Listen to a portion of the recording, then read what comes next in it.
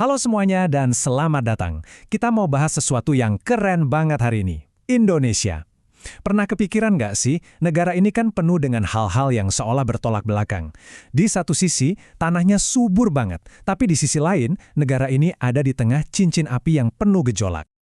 Nah, pertanyaannya jadi begini. Gimana ceritanya semua ini bisa ada di satu tempat yang sama? Kok bisa satu negara jadi begitu beragam, begitu dinamis, sekaligus begitu kompleks? Ini teka-teki yang seru banget buat dipecahin. Dan ternyata, kunci buat memecahkan semua teka-teki ini sederhana banget. Jawabannya adalah geografi. Yap, lokasi dan bentuk fisik Indonesia di peta dunia, itulah awal dari segalanya. Oke, untuk benar-benar paham soal Indonesia, kita harus mulai dari melihat skalanya yang luar biasa di peta dunia. Ini bukan sekedar lokasi loh, ini bisa dibilang kayak Indonesia itu menang lotre geografis. Coba deh, lihat angka-angka ini. Wilayah laut Indonesia itu 3 kali lebih besar dari daratannya.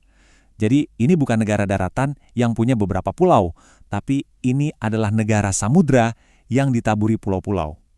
Cara pandang ini penting banget. Dan posisinya ini, wah, bukan main-main.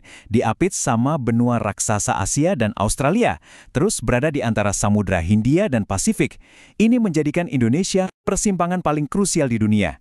Bukan cuma buat perdagangan, tapi juga buat iklim dan bahkan sejarah peradaban manusia. Saking luasnya negara ini, sampai punya 3 zona waktu.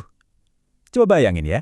Waktu orang-orang di Aceh baru mulai hari jam 6 pagi, saudara-saudara kita di Papua itu udah jam 8 pagi. Artinya, ada 3 pagi yang berbeda setiap harinya di dalam satu negara. Luar biasa kan? Oke, sekarang kita coba menyelam lebih dalam yuk. Kita lihat apa yang sebenarnya terjadi di bawah permukaan Indonesia. Nah, disinilah segalanya jadi jauh lebih dinamis dan eksplosif. Kita lagi ngomongin soal lokasi geologis, yaitu posisi negara ini di atas kerak bumi yang nggak pernah diem. Dan buat Indonesia, ini artinya mereka tinggal persis di barisan terdepan dari salah satu pertunjukan kekuatan alam paling spektakuler di planet ini. Coba bayangin ada tabrakan antar benua, tapi dalam gerak super lambat yang udah terjadi selama jutaan tahun. Dari utara ada lempeng Eurasia yang menekan, dari selatan ada lempeng Indo-Australia, terus dari timur ada lempeng Pasifik. 3 raksasa ini terus-menerus saling dorong dan menekan. Nah, kekuatan dahsyat inilah yang melahirkan begitu banyak gunung berapi di seluruh Nusantara. Dan inilah hasilnya. Angka ini luar biasa, 127 gunung berapi aktif. Itu lebih banyak dari negara manapun di dunia.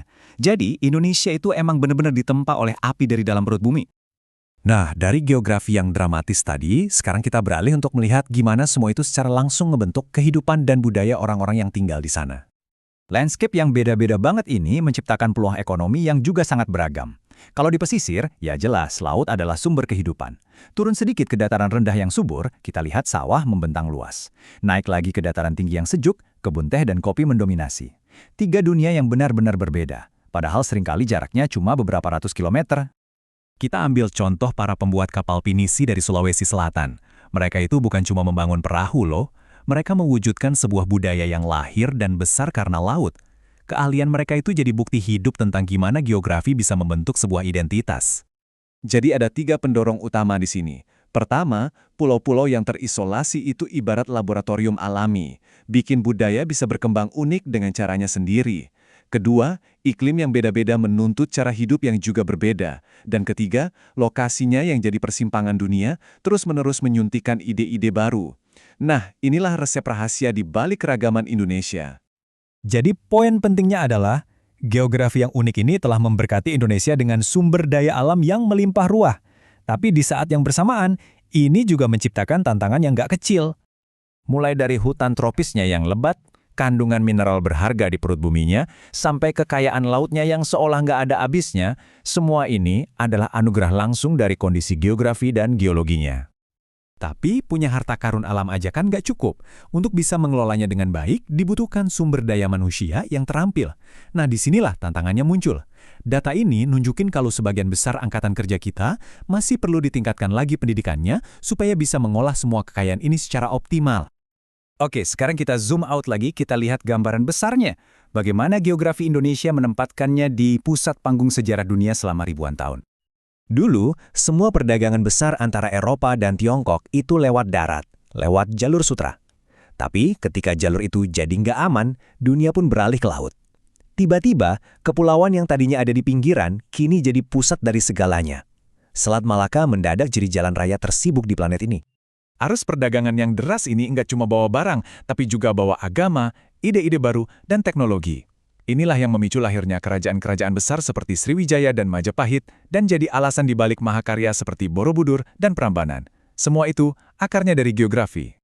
Jadi, kita sudah lihat bagaimana geografi membentuk masa lalu Indonesia. Pertanyaan terakhir yang tersisa untuk kita renungkan adalah, dengan posisi strategis yang sama, sumber daya yang sama, dan dinamika yang sama, bagaimana geografi Indonesia akan terus membentuk bukan cuma masa depannya sendiri, tapi juga masa depan kita semua.